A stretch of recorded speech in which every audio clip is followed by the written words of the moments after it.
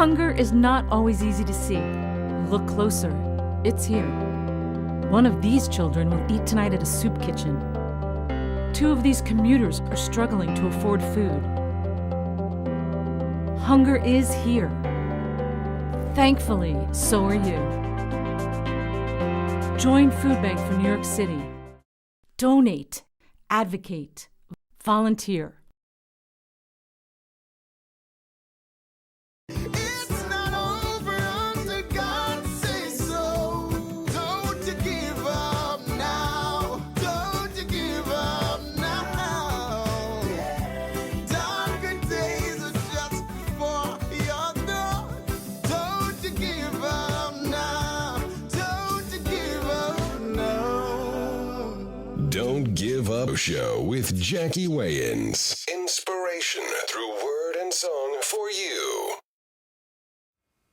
Hi, Jacquie Wayans here. Welcome to another edition of Don't Give Up and Win.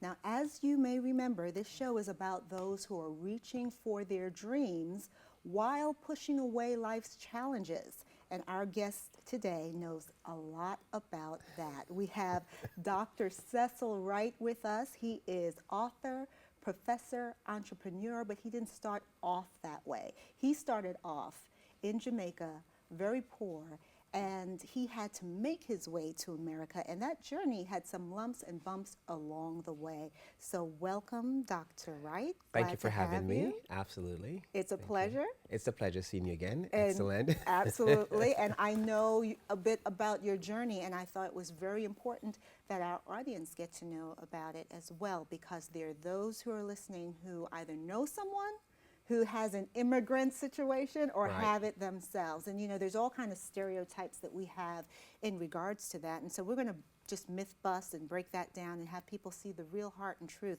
especially in your story. So you grew up in Jamaica. Yes. And you know, when I we did. think of Jamaica as Americans, we think of all the tourist spots. But what was Right. it like for you growing up? Well, you know, I lived in St. Elizabeth, which is pretty much close to the tourist area. But doesn't mean because you live close to the tourist area doesn't mean you have all the accommodations that most people have. You know, I grew up in my days, there was not much electricity where I'm from. So you had to walk 3 miles to get to school. Okay. And when you get a ride from someone, it's a big day getting a ride in the back of a truck or a tractor to get home. Right. You know, our family was predominantly farming folks. Okay. Few folks went to school, but most of us, you know, actually the community depend on farming, and that's what you Wow. use to survive. So about what decade would you say this was? Well, I mean, I grew up. You're telling my age now. Well, no, because when Right, you say that very few went to school, you know, Well, I'm school amazed. was opened, but you had to have the finances to do so. Okay, there you go. And that was always a challenge in most of these developing countries. If Right. you have the finances to do so, it's very difficult. But So- but I grew up in the early 80s into the 90s. Okay. Yes. in All right. So Jamaica. that's, you know, that's fairly recent. Absolutely. So this is still an issue in terms of being able to access education. In many parts of the world, we still have the issue of people having to pay for education. So one of your desires was to get to America, and part of that was because you wanted to tap Yes. into what? What about America were Well, you trying to you get know, into? growing up, you always heard about the American dream. And, you know, I did well in high school, but I knew I didn't have the funding to go to university while I was in Jamaica. And I thought if you come to the U.S., that you can get a job, Yeah. and you could get you know, to work 2 jobs if you need to in the U.S. because jobs are more available in the U.S. than anywhere else. You could always accomplish your dream. So I set on that quest. I wanted to get educated because I knew if I earned my degrees, Right. it would change my life forever. Yes. Because everyone I knew who went to college, have a bachelor's degree, a master's degree, and they've always done well. And for me, I said it's much easier for me to get educated than to be a ball player. All right. And so my dream was to come here. All right, and get your education. So how did you get here? Well, you know, it's a long story. I eventually went to the embassy and I got to Canada on a visitor's visa. And I thought that was great. I'm in Canada. And while I was in Canada, I knew that Canada's a great place to live, but I knew I wanted to be in the U.S. You hear about coming to the U.S. was the most important thing. That's what it is. All right. So I remember I met this young man and I said to him, how can I get to the US? And he said to me, well, I can get you across the border. And I was like, yes, I can do this. And then he said to me, there's two ways. Either you can sit in the front of a car and speak like an American, Right. or you can go in the trunk. And I said, okay, I can speak like an American. And the first word came out of my mouth, he said, it's not going to happen. You know, my Right. accent was too thick Right. and still too thick. Yes. And we decided that we were going to take the latter of the two choices. So I agreed with him to put me in the trunk of the car so I could come across the border. Wow. And looking back, it is the probably one of the worst decisions that you have ever made. Because not until I was in the trunk of a car, now 15 minutes, 20 minutes, I then begin to realize Yes. that my life was in danger. Right. I was dazing in and out. Wow. I could remember what's taking place. Wow. I could visualize my own funeral. And folks were saying, well, why someone who was a deputy head boy, why someone who had have all these great subjects in Jamaica, he worked in a bank, why would he risk all that he Right. had Yeah. to go to America? But growing up, that's where the dream was. So the journey that was supposed to take us 15 minutes, for some reason, took about 45 minutes to an hour. Wow. I passed out, and he then later revived. Once we got across the border, he then revived me, and he said, "You're here, you're in Detroit," and he like slapped me in the face to revive me, and so that was an ordeal. I can imagine. You know, when we come back, we're going to talk more about that ordeal, but how it led to one thing, to another, to the man that we see here today. Our journeys towards our passions, towards our dreams, aren't always as a smooth ride, but if you stick with it, God will see you through. When we come back, we'll talk more. Pulitzer Prize-winning author Herman Wouk once wrote, "Within the rectilinear boundaries of 114th Street and 120th Street, of Broadway and Morningside Drive, there is a peaceful oasis of the life of the mind, defiantly independent of the surrounding marketplace racket of Manhattan. The best things of the moment were outside the rectangle of Columbia. The best things of all human history and thought were inside. If only you had the sense, you could spend 4 years in an unforgettably exciting and improving alternation between two realms of magic. That doubled magic is lasting me a lifetime."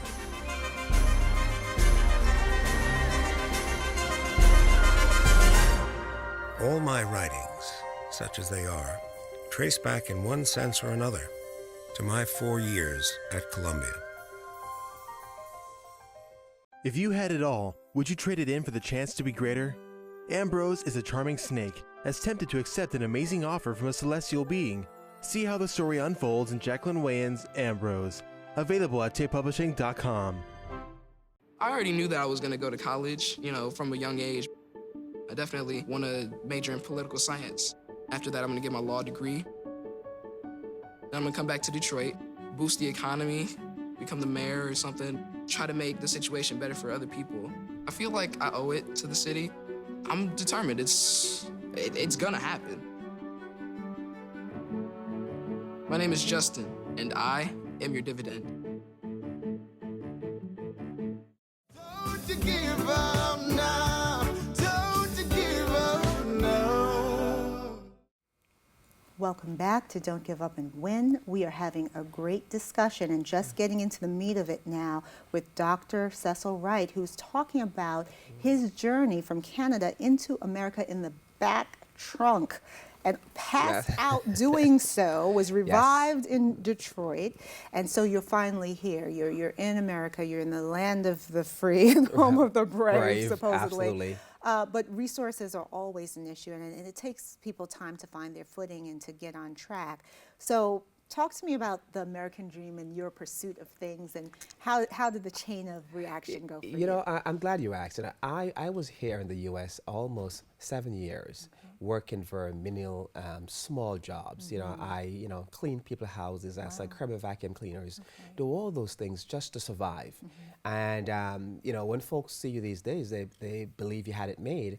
But I actually remember I was invited to a very small church in White Plains Road, and I got to the church, and when I went there, the same night this young lady walked in the church, and I said, "Oh, that's mine." Oh. But she, beautiful, still is, and she's my wife today after 20 plus years. Okay. And we have 3 beautiful children. Wonderful. But when we got married and started our life together, we knew that the only way we're going to provide for ourselves and for our children and to leave a legacy was to educate ourselves. Right. So even though I was driving cabs and attending school together when we got married and still doing some cleaning of people's houses, the pursuit of education has become the #1 factor that changed my life. Yes.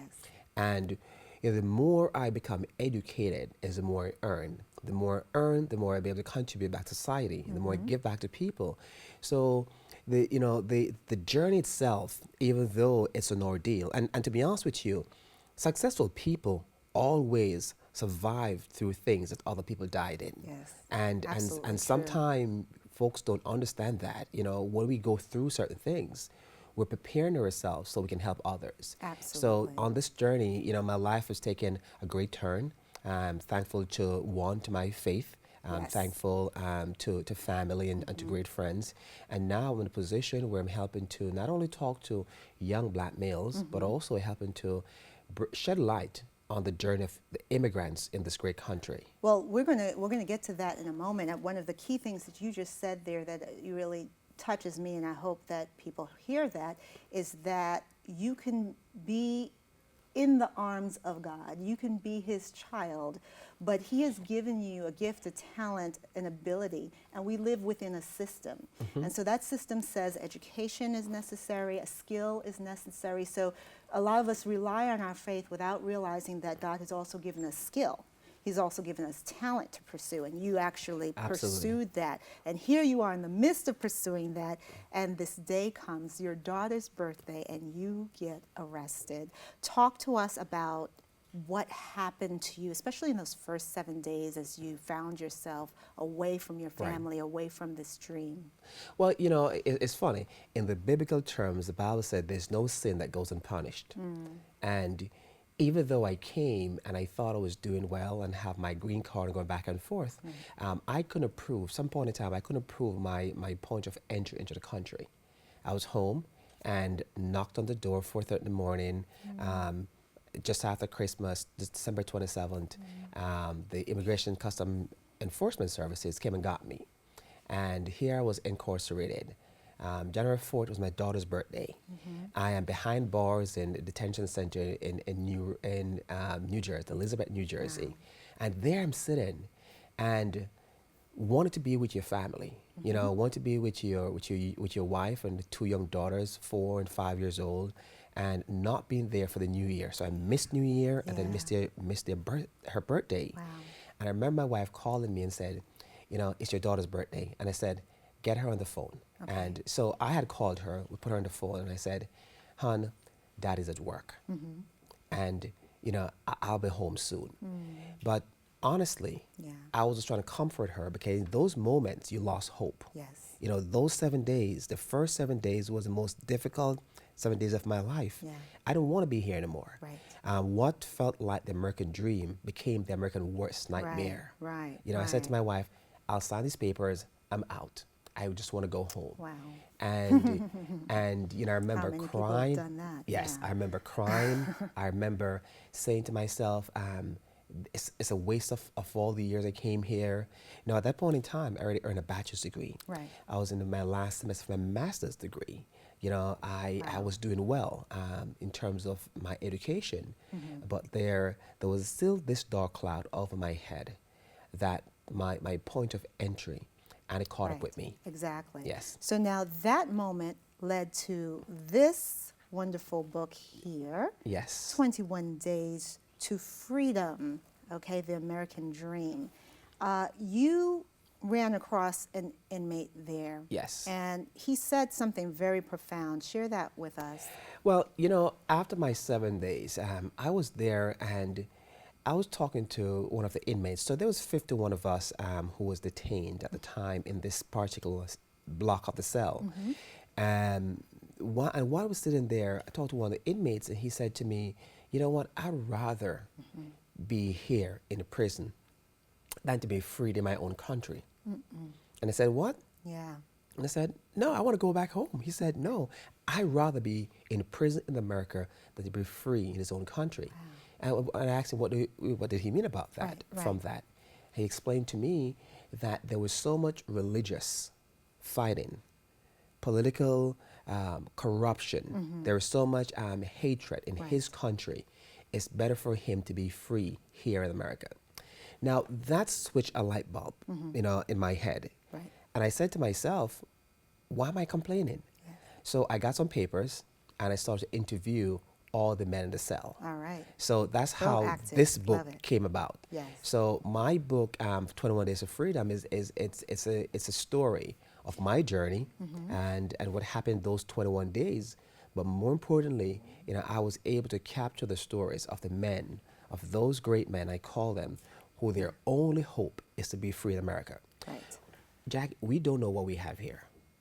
We live in a country where there's civility and there are some laws that we're not happy with, but for the most part, there's always a path to justice in this country. Yes. There's others who live in countries where there's no law. Right. It's a lawless society. Yes. So to hear these men tell how great this was for them just to be in America, it gave me hope. Awesome, awesome. Listening to that, I hope you received hope as well. And when we come back, we're going to hear exactly where he is in life today, and that will give you even further hope to know that if you just hold on to God's unchanging hand, all will be well. Talk to you soon. If you had it all, would you trade it in for the chance to be greater? Ambrose is a charming snake, as tempted to accept an amazing offer from a celestial being. See how the story unfolds in Jacquie Wayans' Ambrose, available at tapepublishing.com. Pulitzer Prize-winning author Herman Wouk once wrote, "Within the rectilinear boundaries of 114th Street and 120th Street, of Broadway and Morningside Drive, there is a peaceful oasis of the life of the mind, defiantly independent of the surrounding marketplace racket of Manhattan. The best things of the moment were outside the rectangle of Columbia. The best things of all human history and thought were inside. If only you had the sense, you could spend 4 years in an unforgettably exciting and improving alternation between two realms of magic. That doubled magic is lasting me a lifetime."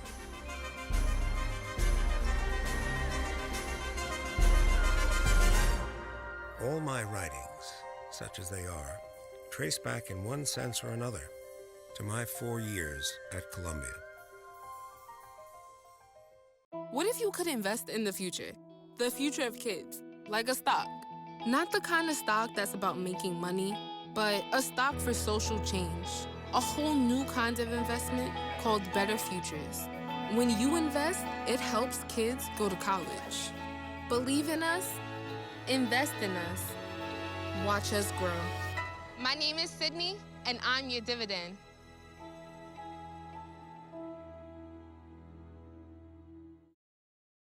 Don't you give up now. Don't you give up now. This week, I'd like to spend some time expanding upon the first principle, the idea of purpose. Well, in life, we all have goals. We all have things that we want to accomplish. And our purpose is the totality of all our experiences. Along the way during our different experiences, we tend to develop our own form of different kind of mentality. So either you develop a hiker's mentality or a parachuter's mentality. Someone with a parachuter's mentality tend to get to the top quickly, never understanding the full process, never learn to give praise or take praise along the way, never involve people in getting there. A lot of times, those folks tend to change jobs quickly, moving from place to place, careers to careers, trying to find themselves. because they got there so quickly. They never really had the time to go through the process and involve praising people. But if you have a hiker's mentality, a hiker is someone who's equipped with all kind of instruments and tools, whether it's a machete or whether it's a bag, a knapsack on the back to get to the mountaintop. If you have that kind of mentality, you then understand that along the way, people are involved in the process. Praise are involved. And whatever you do, even if you fail, you can pick yourself up and go forward again. Understanding the only true way to get to true success is adapting to a hiker's mentality. Because a hiker will always be able to explain how they got there, what it took, and they can do it over and over again, just in case they have to work from the bottom up. My advice to you is to develop a hiker's mentality. This is Dr. Cecil Wright reminding you to keep your ambition, inspiration, and motivation high.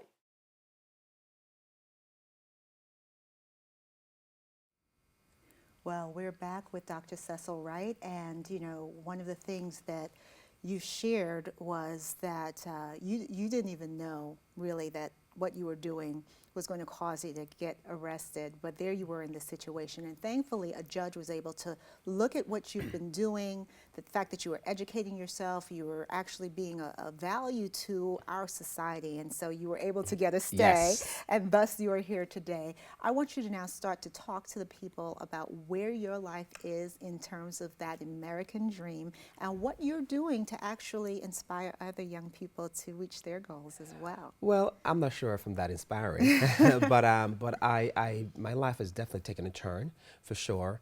I was able to complete my master's degree, went on to become an adjunct professor for a couple of years, went on to earn my doctorate degree, and now I'm an educator. So I consider myself an entrepreneur and educator. I just finished with my first book. On my second book is on the way, which is coming very soon. But I think for me, what's great about where I'm at is the fact that I've become a better person. And I'm not only a better person for my children and for my family and for those who are close to me, but I have a chance to give back to society. And I think, for all of us who have traveled this great country and have had the opportunity to educate ourselves, it behoves us for us to give back.